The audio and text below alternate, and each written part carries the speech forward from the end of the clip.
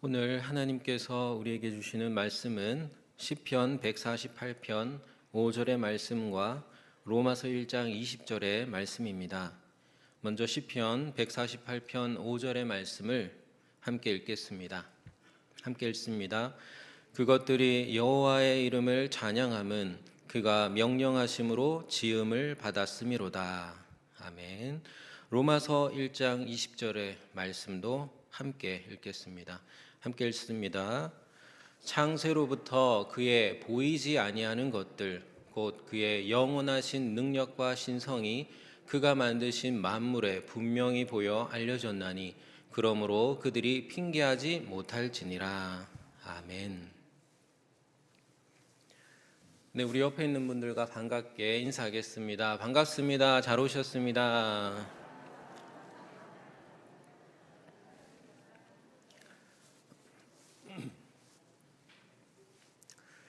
저는 대학생 때 전공이 재활공학과였습니다. 장애인 재활. 그래서 교직 이수를 하는데 특수 교육을 교직 이수하게 되었습니다. 그래서 교생 실습을 나가게 됐는데요. 제가 골수 기독교인이라는 사실이 금세 학교에 퍼져가지고 이런 일이 있었습니다. 재직 중인 한 선생님이 저와 함께 같은 버스를 우연히 타게 됐는데요. 그분이 저한테 이렇게 말씀하셨습니다. 성경에 나오는 물이 포도주로 바뀌는 것은 진짜가 아니다. 그건 비유다. 나이가 한 50쯤 되신 분이고 저는 이제 20살 넘은 새파랗게 젊은 사람이니까 저한테 좋은 길로 인도하려고 저를 이제 훈계한 것이죠. 제가 예예 할 수 있지만 이렇게 답했습니다.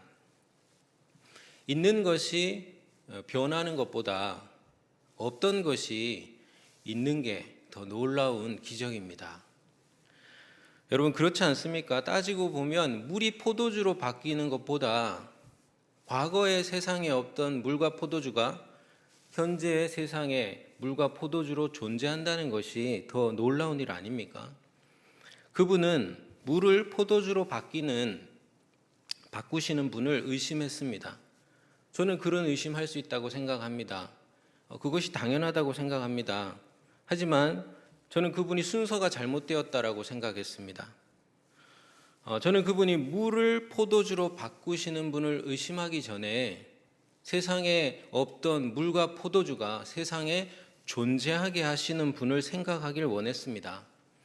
만약에 이 세상에 물과 포도주가 존재하게 하시는 창조주가 계시다면, 그리고 만일 그 창조주가 우리 곁에 오신 예수 그리스도가 맞다면 물이 포도주로 바뀌는 것쯤은 의심할 바가 되지 못하기 때문입니다. 하나님을 부정하는 사람을 무신론자라고 하죠. 무신, 하나님 없다. 그리고 하나님의 존재를 긍정하는 사람을 유신, 하나님 있다 해서 유신론자라고 하죠. 무신론자였던 하이데거라는 유명한 철학자는 그의 책 형이상학 입문서에서 이렇게 질문을 했습니다. 어떤 질문이냐면 왜 아무것도 없지 않고 존재물들이 존재하는가? 그것이 문제다. 이것은 결코 평범한 질문이 아니다. 왜 아무것도 없는 것이 아니라 존재물들이 존재하는가? 왜 무언가가 조금이라도 존재하는가? 이것은 명백히 모든 질문 중에 으뜸이 되는 질문이다. 우리는 하나님이 만드신 이 놀라운 우주 속 지구라는 자연을 거닐면서 이 존재의 신비를 질문하게 됩니다. 또 한 명의 신을 부정했던 물리학자가 있습니다. 유명한 천재라고도 불리는 스티븐 호킹이라는 박사님인데요. 이분은 무신론을 대변하는 그의 유명한 책 위대한 설계자라는 책에서 이렇게 이야기합니다. 자, 지금부터 여러분 정신이 아늑해질 수가 있습니다. 정신을 똑바로 차리셔야만 설교를 끝까지 들으실 수 있습니다. 강한 핵력이라는 게 있습니다. 우리의 물질 중에 가장 작은 물질이 이제 원자, 그보다 더 작게 쿼크 이런 것도 얘기하는데 하여튼 원자라는 거 보이지도 않는 가장 작은 물질 속에서 움직이는 에너지의 힘들이 있습니다. 그 힘 중에 강한 핵력이라는 것이 있습니다. 강한 핵력의 0.4%만 변해도 그리고 전기력의 4%만 바뀌어도 행성들의 별들 속에 있는 탄소들이 사라지게 되고 산소가 사라지게 되고, 그래서 모든 생명의 가능성이 사라지게 된다. 그러니까 가장 중요하고 가장 강한 이 강한 핵력과 전기력이라는 중요한 법칙들을 조금만 건드려도요, 우리 모두가 존재할 가능성이 사라져 버린다라고 이 무신론 과학자가 말했습니다. 신을 부정했던 호킹 박사조차도 우리가 살고 있는 세상은 정말 기적 같은 확률로 존재하고 있다는 것을 고백하는 것입니다. 인터넷에 이런 재미있는 글이 올라왔더라고요. 일주일에 로또 당첨자가 10몇 명씩 나오는데 언젠가 내 차례도 돌아오지 않겠느냐라고 말했더니 옆에 있는 친구가 하루에 17만 명씩 걸리는 코로나도 안 걸리면서 무슨 복권에 걸리겠냐고. 여러분, 아직 코로나도 한번 안 걸리신 분은 복권을 기대하지 마시기 바랍니다. 근데 여러분, 복권과도 정말로 비교도 안 될 만큼 기적 같은 확률로 우리가 존재하고 있다고 과학자들은 말하고 있습니다. 80세를 넘기고서야 무신론자에서 하나님 믿는 유신론자로 전향한 유명한 철학자가 있습니다. 바로 안토니 플루라는 사람인데요. 요즘 유신론을 가장 많이 비판하면서 또 무신론계를 이끌고 있는 유명한 사람 중에 리차드 도킨슨 같은 사람이 있는데, 이런 사람들도 정신적 스승격으로 여기는 그런 사람입니다. 근데 그런 사람이 나이 80이 넘기고 나서 갑자기 무신론에서 유신론으로 전향을 하게 됩니다. 왜 그랬을까? 그 이유와 여정을 그는 그의 책, 제목이 신은 존재한다 라는 책에서 이렇게 밝히는데요. 두 가지를 이야기합니다. 첫 번째가 이 우주가 아주 미세하게 조정되어 있다는 겁니다. 여러분, 이 우주에 관한 가장 보편적인 우주 이론으로 빅뱅 이론이 있습니다. 빅뱅이라는 건 큰 폭발이라는 뜻인데요. 빅뱅, 큰 폭발로 우주의 대폭발, 그러니까 에너지의 대폭발로 세상이 생겨났다라는 것인데, 이 말이나 하나님이 말씀으로 짠 하고 세상을 창조하셨던 말이나 무슨 차이가 있는지 전 잘 모르겠지만 어쨌든 이렇게 이야기합니다. 재밌는 것은 이 우주가 대폭발을 통해서 생겨날 때 너무 아슬아슬해서 마치 면도날 위에 서 있는 것 같은 기적과 같은 확률로 지금의 우주 형태를 갖추게 되었다는 겁니다. 아니, 그러면 지금 같은 우주 형태가 아니면 어떤 형태가 될 뻔했느냐? 대폭발과 함께 너무 확장이 심하게 이루어져서 마치 세상에 아무것도 존재하지 않는 것 같은 우주가 될 수도 있었다는 겁니다. 그리고 아니면 반대로 내부적으로 붕괴해버릴 수도 있었다라는 것입니다. 그런데 기적 같은 확률로 지금과 같은 우주의 형태가 되게 되었다는 것이죠. 좀 어려운 말로 이 대폭발되는 확장되는 비율이 1초에 10만 조 분의 1, 10만 조 분의 1만큼만 약해도 지구는 붕괴되어 버렸을 것이라는 겁니다. 한마디로 우연이라고 하기엔 이 우주가 기적 같은 확률로 미세하게 조정되어 있다라는 것이죠. 그래서 플루는 이러한 자연 법칙의 근원에 대한 설명을 할 때 살아남을 수 있는 설명은 신의 마음뿐이라고 말했습니다. 신의 마음, 하나님의 마음이 아니면 이 같은 놀라운 우주 법칙을 설명할 길이 없다라는 것이죠. 또 하나, 이 철학자가 하나님께로 전향한 또 하나의 중요한 이유가 있습니다. 바로 고도로 발전하고 있는 생명과학 때문입니다. 여러분, 우리 몸속에 뭐가 있다 그래요? DNA라는 게 있다 그러죠. 유전자라는 게. 그래서 내 유전자가 자식에게 가서 똑같이 비슷하게 생긴 사람이 나오는 거죠. 그리고 이 유전자를 복제하면 나랑 똑같은 사람도 만든다는 것이죠. 내 안에 유전자가 있다는 겁니다. DNA라는 것이. 거기에 정보가 있습니다. 나에 대한 모든 정보가. 내 모습은 이래라, 내 특징은 이래라 하는 게 다 적혀 있는 것이죠. 그래서 요즘은 이런 기술까지 개발됐다고 해요. 유전자에서 원하지 않는 걸 잘라내고 원하는 것을 붙이는, 그래서 노벨상까지 받았습니다. 유전자 가위라는 기술입니다. 그래서 우리가 논쟁을 하지요. 이 유전자를 조작해서 내가 원하는 자식을 낳아도 되느냐, 아니다 그냥 건드리지 말고 그대로 낳아야 되느냐라는, 난 내 자식이 아무런 장애도 아무런 연약함도 가지지 않고 정말 똑똑하고 운동도 잘하는 자식을 난 갖고 싶어. 그래서 유전자를 조작해 해도 되는 거 아니냐 이런 주장도 있고요. 이것이 판타지가 아니라 지금 우리 코앞에 놓여 있는 논쟁거리입니다. 여러분, 플루는 이 놀라운 유전자에 대해서 이렇게 이야기를 합니다. 내가 생각하는 DNA라는 것의 역할은 생명을 창출하는 데 필요한 장치들을 불가사의할 정도로 복잡하고 그리고 정교하게 배치하고 그리고 엄청나게 다양한 요소들이 서로 협력을 하여서 일을 하도록 하면서 바로 틀림없이 이곳에 지성이 관여되어 있다는 것을 드러낸다는 것입니다. 여러분,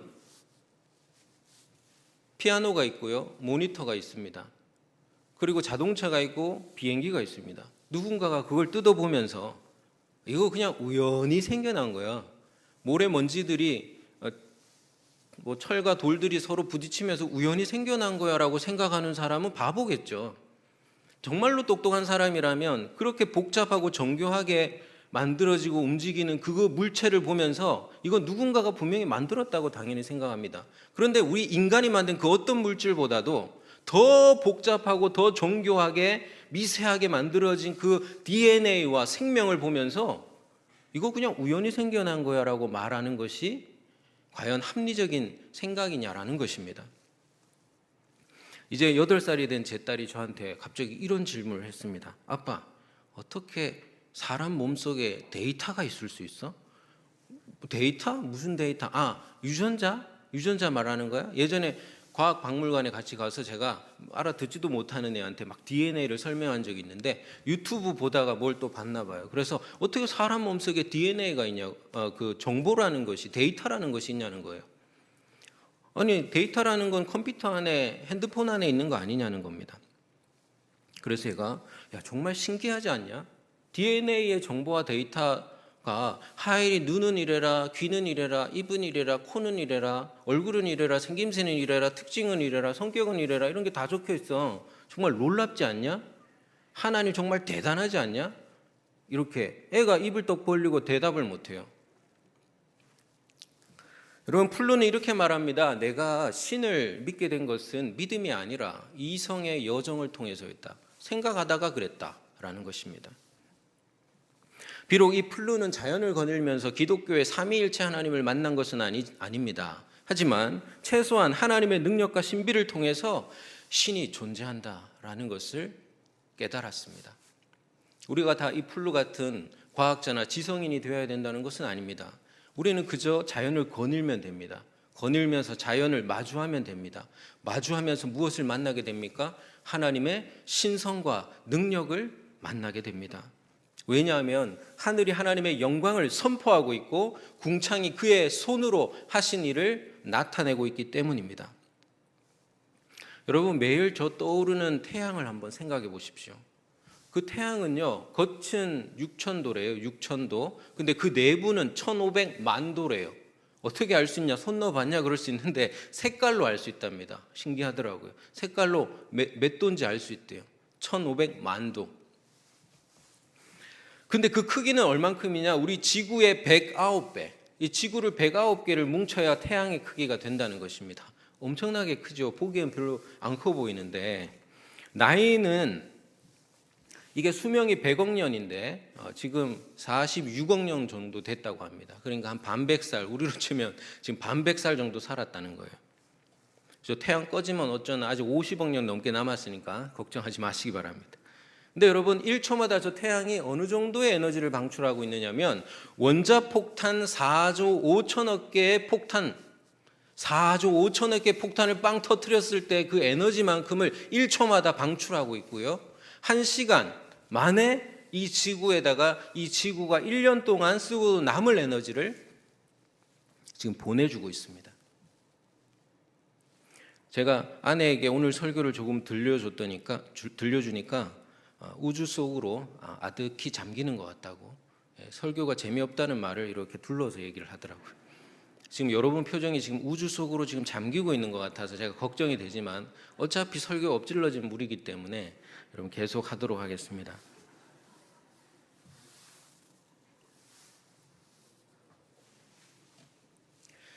여러분, 근데 태양의 이 규모보다도 놀라운 것은 이 태양이 우리에게 선사하는 빛입니다. 이 태양의 핵에는, 중심에는 어떤 일이 일어나냐면 원자들이 막 충돌하면서 융합이 이루어집니다. 거기서 바로 빛 에너지, 광자라는 것이 방출되게 됩니다. 이 광자가 무게가 0이라고 해요. 세상에 무게가 0인 물질이 어딨냐? 빛이 그렇다네요. 뭐 이런 말도 하죠. 물질이기도 하고 파장이기도 하다. 희한한 물질이라는 겁니다. 근데 무게가 0이래요. 그래서 어때요? 제일 빠른 속도로 이동하죠. 그래서 빛의 속도라고 하죠. 빛의 속도로 이동합니다. 어느 정도 속도냐? 1억 5천만 킬로미터인데요. 이 태양에서 지구까지가 거기를 8분 만에 가로질러서 이 지구에 빛이 전달이 됩니다. 그럼 그 빛이 어떻게 됩니까? 풀들 있죠, 풀들. 그 풀들이 그 빛을 흡수하는데 풀잎 하나가 1초마다 어느 만큼을 흡수하냐? 1만 조 개의 광자를 흡수한다고 합니다. 그럼 그 풀은 그것을 먹고 자라죠. 그럼 그 풀을 초식 동물이 먹습니다. 그리고 육식 동물은 그 초식 동물을 또 잡아 먹습니다. 그러니까 태양이 지구를 먹여 살리고 있습니다. 옛날 사람들이 태양을 신으로 숭배한 것도 이상한 일이 아닌 거예요. 그만큼 대단한 것입니다. 저 태양이 없으면 큰일입니다. 생명이 존재할 수가 없게 됩니다.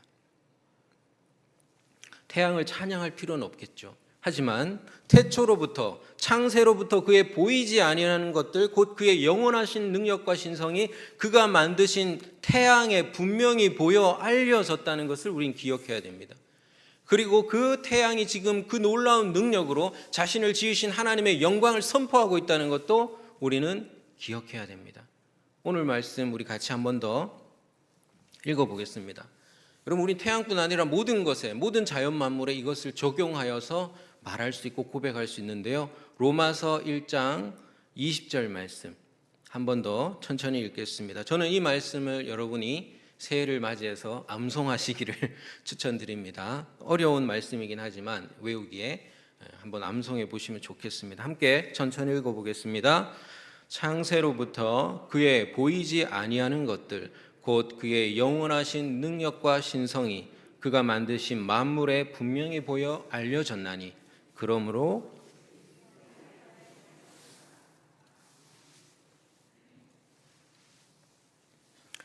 여러분, 그래서 슐라이런마허라는 신학자는 하나님을 드러내는 계시라는 것은 하나님이 드러나는 걸 계시라고 하죠. 계시받았다. 하나님이 드러났다는 것이 바로 계시인데요. 계시라는 것은 이 자연을 초월한 기적이 아니라고 얘기했습니다. 그럼 뭐냐?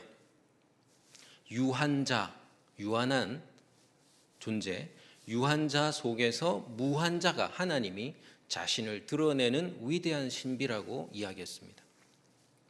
그러니까 하나님께서 하나님이 만드신 이 유한한 자연 속에서 무한하신 당신을 드러내는 것이 바로 계시라는 것이죠.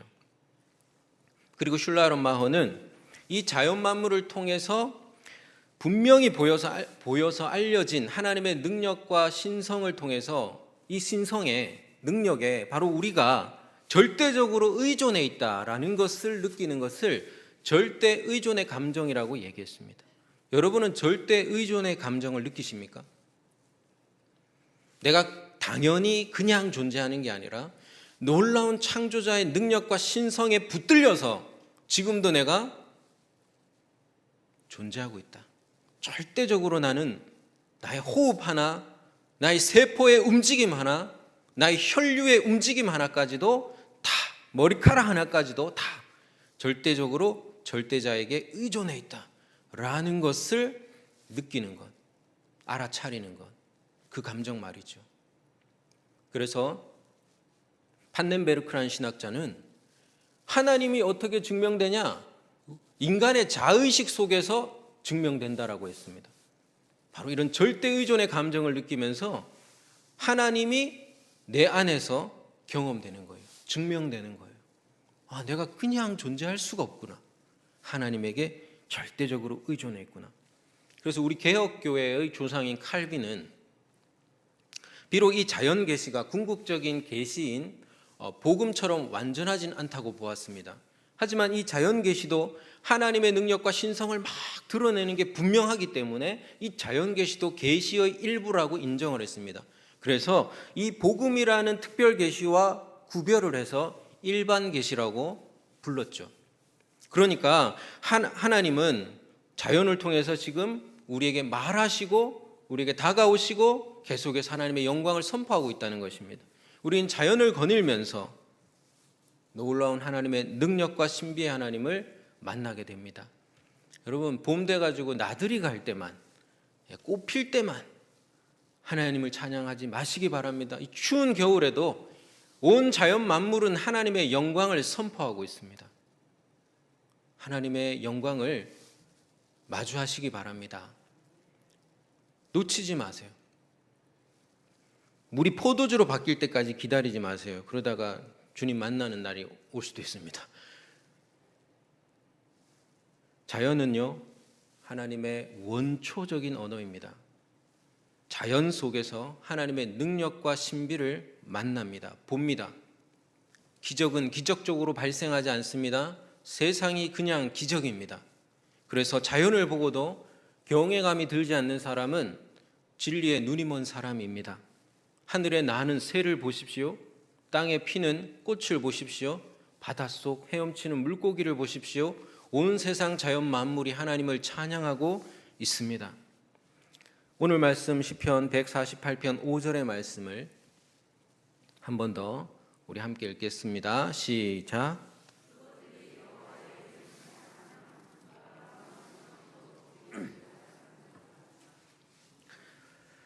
윌리엄 몰트만은 그의 책 창조 안에 계신 하나님이란 책에서 이렇게 말합니다. 제가 좀 풀어서 읽어드리겠습니다. 확실히 인간은 우리의 지식으로 볼 때 가장 고도로 발달한 생명체다. 그렇죠, 여러분. 아직 외계인이 발견되지 않았으니까 지금 우리가 사는 세상 속에서 우리가 아는 바로는 인간이 가장 고도로 발전한 생명체죠. 하지만 창조의 왕관은 인간이 아니라 안식이다. 여러분, 창세기를 보시면 1장을 보시면 막 만드신 다음에 인간을 6일에 딱 만드시죠. 그러나 그게 끝이 아니라 제7일에 안식을 하시죠. 인간을 만드시고 나서 참 보시기에 좋았다 하시면서 온 창조 만물과 함께 안식하시죠. 바로 이 안식이 창조의 왕관이고 꽃이라는 겁니다. 인간이 창조된 것도 바로 이 안식을 위한 것이다. 그럼 안식이 뭐냐? 창조 세계가 영원하고 다함이 없으신 하나님을 찬양하며 이 찬양 가운데 자신의 기쁨을 누리고 표현하는 축제, 이게 바로 안식이라는 겁니다. 바로 이 안식에 인간도 참여하는 거죠. 그래서 인간 실존의 영속적 의미, 인간이 왜 존재하느냐, 그 의미는 창조 세계가 하나님께 올려드리는 이 기쁨의 찬가에, 이 찬양에 참여한다는 사실에 있다. 이 찬양은 인간 등장 이전부터 불리고 있었고, 인간의 영역 밖에서도 불리고 있고, 인간이 이 행성에서 사라지더라도 계속 불리게 될 찬양이다라는 것입니다. 저는 오늘 이 설교를 준비하면서 이 찬양을 계속 불렀습니다. 너무 은혜가 됐는데 우리 목소리로, 반주 없이 목소리로만 한번 불러보겠습니다. 바로 찬양은 참 아름다워라 라는 찬양인데요. 참 아름다워라, 아시죠? 참 아름다워라 주님의 세계는 저 아침 해와 저녁노을 밤하늘 빛난 별 망망한 바다와 늘 푸른 봉우리 다 주 하나님 영광을 잘 드러내도다. 우리 잘 못 불러도 목소리로만 한번 하나님께 찬양을 올려드렸으면 좋겠습니다. 참 아름다워라. 참 아름다워라. 2절입니다. 주님의 세계는 저 아침 해와 저녁 노을 밤하늘 빛난 별 망망한 바다와 늘 푸른 봉우리 다 주 하나님 영광을 잘 드러내도다. 우리 하나님께 영광의 박수 올려드리겠습니다. 할렐루야.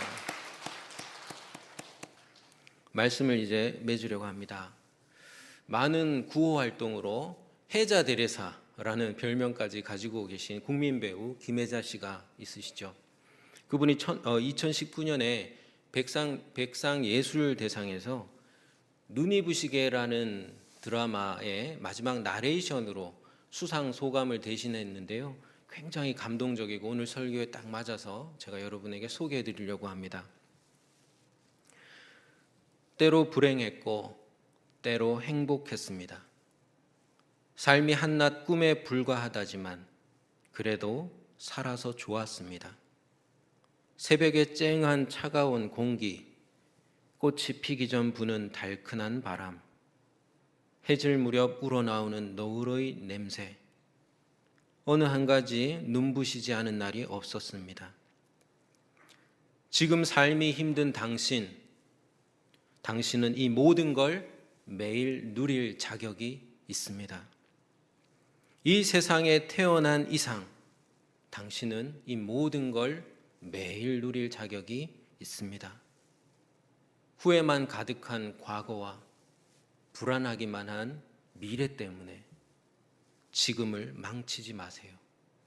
오늘을 살아가세요. 눈이 부시게. 여러분도 자연을 거닐면서 하나님이 선사하신 이 모든 것을 매일 누리시기를 바랍니다. 여러분은 그럴 자격이 있습니다. 하나님이 존귀하게 그렇게 여러분을 창조하셨습니다. 자연을 거닐며 날마다 눈부신 하나님의 사랑을 머금고 또 눈이 부시게 그렇게 멋지게 살아가는 올 한 해가 되시기를 주님의 이름으로 축복합니다.